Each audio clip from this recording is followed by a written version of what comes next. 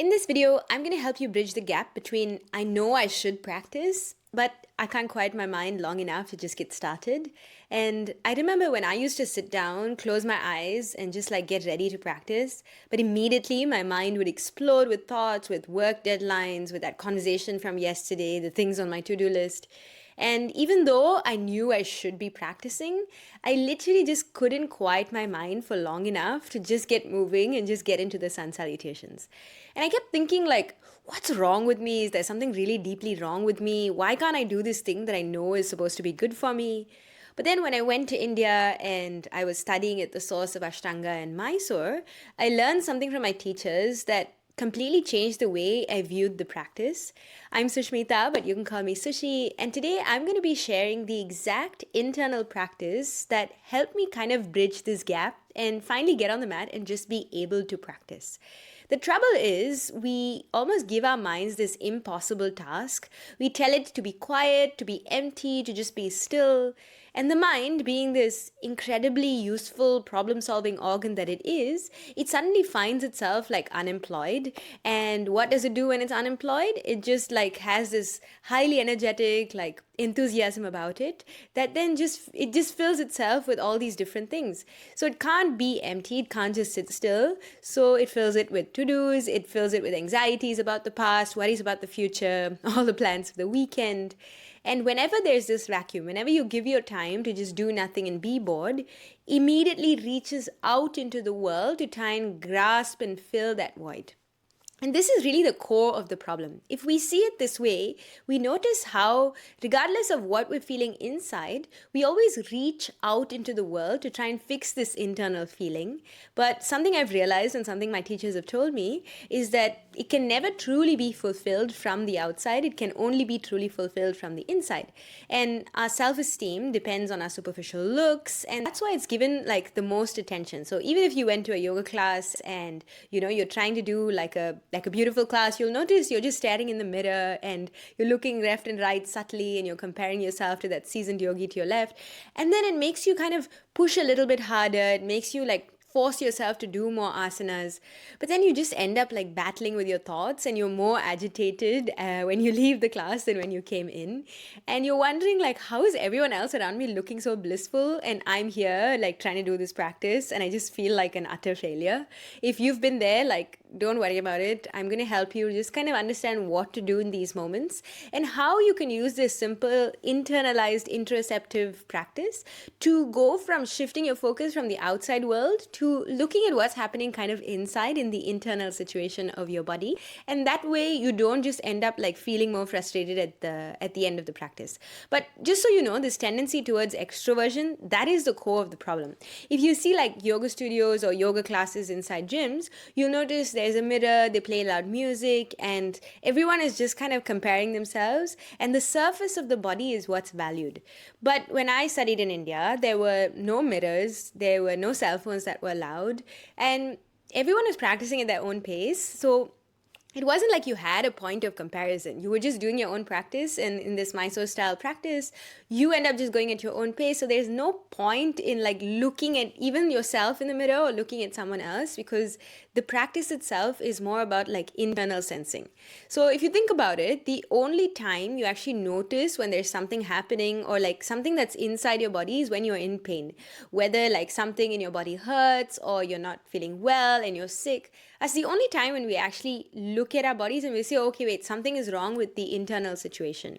But according to yogic science, the internal environment of the body is what manifests itself as like disease on the surface of the body. So instead of taking like a pill to just suppress the symptom or the external manifestation, we then ask like, what is going on inside? What is the internal environment? And yoga asks us to kind of identify the root of this disturbance in the internal environment and to prevent illness or something on the surface from occurring by simply like making ourselves so attuned to what's happening on the inside. So we might be like just making ourselves more anxious, more depressed, more like, always focused on the external. And so many of the psychosomatic illnesses we see today is a consequence of not knowing how to kind of tune into the internal environment. And Instead, we look in the external world, we see the cause and the solution to be out there in the world. And so when yogic science kind of comes in and says, no, you identify the cause and the problem as something that you can do inside by creating a healthy internal environment, then you can address this on a much, much deeper level. And in every other machine, like if you looked at, let's say you're trying to drive a car, you're learning how to drive a car and you notice, okay, I'm going to turn slightly left. And if I turn slightly left, the machine actually moves, even just by a few degrees, I'm turning the wheel and the wheels of the car also move. And so we recognize that in any other system or any other machine, the efficiency, the way it works is actually dependent on the feedback that we're getting from the system. And so we alter our inputs and we alter the way that we respond or work with the system to make it most efficient, to happily scale it at production. But then, like, when it comes to our own internal systems, like our body, which is the thing that we have that we can work with, we don't quite see this crucial element of feedback. And this feedback loop, when it's missing, we kind of just look at everything on the surface. You look at the way our skin is, like, is breaking out, instead of seeing, what am I eating? What is the internal environment of my system? We're not able to correlate like how much we've eaten to how we're actually feeling. And it's only when we notice, oh my God, I'm feeling bloated and full, but it's because I didn't pay attention to those internal cues. I didn't listen to my stomach. I didn't listen to my body when it said, oh yeah, I'm full, I'm satiated, and we just kept on going. We kept on eating. That's what led to the bloated. That's what led to the feeling of like, I can't really eat anymore. And so for most of us, it seems like the inside of our body is kind of like this black box, and it's completely cut off from this crucial feedback loop that we kind of need to allow that system to function efficiently. And when I was studying in Kaivalya Dhamma, it is a institution near Pune. It is like 100 years old, and we had a practical exam where we were actually asked to drink a bunch of water and vomit the water out. We were asked to put like a piece of thread through our nostrils to cleanse our nostrils, and then water through a neti pot. And all these practices, initially, like every single one of my classmates, myself included, we were completely revulsed by this idea. We were like, why is our teacher like asking us to do such disgusting things? We should be learning yoga asana, we should be like happy and bright. But then like our teacher turned to us and he was like, he looked at us in the practical exam and he said like, only those of you here that are actually interested in exploration inside the body will ever be able to utilize asana as a tool for like mental clarity and physical health. The rest of you should just go find another software engineering job. And I know he wasn't kidding in that moment, because that day I learned that the real practice of yoga is about keeping your mind turned inwards when you're practicing asana, when you're doing any of these kriyas. All of it is just about moving the focus and shifting the focus from the external world back into ourselves. And in every single asana, we can ask ourselves, is my attention turned inwards or am I looking outwards? And so whenever you're feeling scattered, like just before you start your practice, and your thoughts are racing and you can't seem to focus, the answer isn't to like push harder. It's actually to become more introverted in a sense. And I don't mean like quiet and like reclusive. I just mean looking within. And when you can do that, you can actually tune into the physical sensations. And this is where the magic actually happens. So how do we actually implement this in our asana practice? When you're in a pose, I want you to kind of tune into the situation of this internal landscape of physical sensations. So step number 1 is just to set up a pose. So let's say you're doing warrior 2. Find your warrior 2, kind of feel your feet, feel your fingertips, and come into the pose. And just take a moment to settle into the general shape. Don't worry about getting it perfect. Don't worry about like, me fixing everything. Just focus on this feeling of I'm grounded, I'm here, and I'm holding the position. Now, once you've done that, step number 2 is actually to pick 3 micro regions to focus on. And now these will become your points of focus. And I want you to kind of like just exclusively focus on these 3 regions, even though it's tempting to try and feel everything and perfect the pose and get your alignment right. I want you to completely simplify it down and just choose 3 distinct small areas to focus on. So it can be like the way that your feet are moving against each other in 2 different directions. Your heels are kind of like tearing the mat apart and you feel that sense of groundedness. awareness. Maybe it's the subtle expansion of your rib cage as you inhale and exhale. Maybe it's the way that your fingertips are like reaching out of your armpits and you can feel this like strong sword-like energy and you feel the sense of being a warrior. And now as this is happening, as you're telling yourself to just focus on these 3 micro regions, which is your feet or your heels, your rib cage and your fingertips, you've given yourself and you've confined your attention to just 3 micro regions. Step number 3 is to narrate your experience. Now, for 1 full minute, hold the position. I know it can be hard to hold warrior 2 for like 1 whole minute, but try it for me. And I want you to just describe these 3 different spots to yourself. Don't describe the whole shape. Just try and animate these 3 spots. So think of it like, you're David Attenborough, like just observing an animal in the wild. You should be like, here we observe the inner arches of the heel, and they're both pressing away from each other to create this nice sense of stability and groundedness. From here, we notice the rib cage expanding nice and wide to the east and to the west and to the north and to the south. And as you can see in the shape, the fingertips are reaching out of the armpits. They're reaching out like swords and they provide this essential structure and strength to the entire shape. So it's like you're narrating and you're bringing alive the cues that a teacher would tell you in a class. And the key here is description, not judgment. And you're not trying to fix anything. You're not trying to change anything. All you're doing is you're noticing. You're like a curious scientist and you're gathering data about your own internal landscape. And when you're doing this, even like in 30 seconds or 40 seconds, you'll notice some thought will pop up and it'll be like, isn't this embarrassing? Am I doing this right? My legs feel tired. My thighs are shaking. Oh gosh, I forgot to buy milk. My husband's going to kill me. Things like that will come up. And I want you to simply just notice the commentary.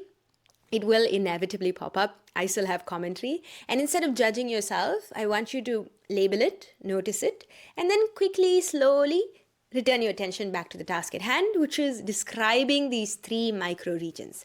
And when you can do this, you're no longer like just struggling to empty your mind. It becomes this practice of building somatic awareness. I know that's a fancy term, but you're trying to create this internal feedback loop that we talked about. This is what will really help you calm your mind and deepen your practice. And when you can precisely direct those thoughts, even as a beginner, even if you're just doing this like you've never really done yoga before and this is the first time you're doing yoga, you can do this with a very, very simple shape. You'll see that it's not about quietening the mind. It's about giving the mind a more constructive and productive job. And when you're trying these techniques, I'm sure you'll experience like a bit of frustration because it takes time to develop this kind of proprioceptive, interoceptive, internal awareness of things. Sometimes you might be like, oh my gosh, I still can't feel anything. I've been trying to do what you're asking me to do, but my body just feels dull and I feel stupid. And all these thoughts will definitely come up, and it's a very common experience. I know in workshops, people are just like, what is she talking about? Like, is she speaking to like kids or something? And I've noticed like people just getting a little bit uncomfortable. But if you're new to internal awareness, like, don't worry, because our modern lives are so like built in such a way that they desensitize us to whatever is happening inside. So you might feel a little bit rusty. When I do the same exercise with kids in schools, they like love this. They enjoy this a lot. And I basically ask them to take a little pea. So I have like a packet of frozen peas, and I'll put 1 little pea in each of their hands, and I'll ask them to close their eyes and open the palms, and I'll just put a frozen pea on their hand. And you'll notice like the frozen pea, then it'll be on their palm for like 30 to 60 seconds. And I'll just be like, just sense what's happening here. And then they'll tell me, oh yeah, I feel it so cold, it's intensely cold. Then I'll ask them, do you feel the weight of the pea? Do you feel the roundness of the pea? Do you feel the smooth edges of the pea? And then as they're holding this and the moisture around the pea melts, I'll ask them to kind of feel and sense into those minute details. And it's nice because when you have like a sensation of cold or heat, it's easier to observe it. And after 30 seconds, I'll come around and I'll remove the pea. And I'll still ask them to keep their eyes closed and imagine that the pea is still there. And when they do the second part of the exercise, this is where it gets really cool.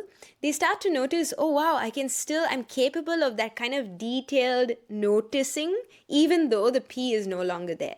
And this is what our minds need to be trained in. And this is the skill that we want to train outside the mat with simple exercises that we can then transfer onto the mat in like poses like warrior two. So when you do this for a while, you'll notice when you're taking a warrior two, you can bring that same like focused, subtle awareness, and your balance will be better. You'll notice your hands are much more like, strong and steady instead of you just taking the shape because your teacher told you to take the shape. So you're not just trying to create sensation. This is the important thing. When I ask the kids after the practice, they're like, okay, so what did you do? It's not like they're making up sensations. They are bringing awareness and noticing something that already exists. They perceiving much better what is already there. And this is how you build somatic awareness from the ground up.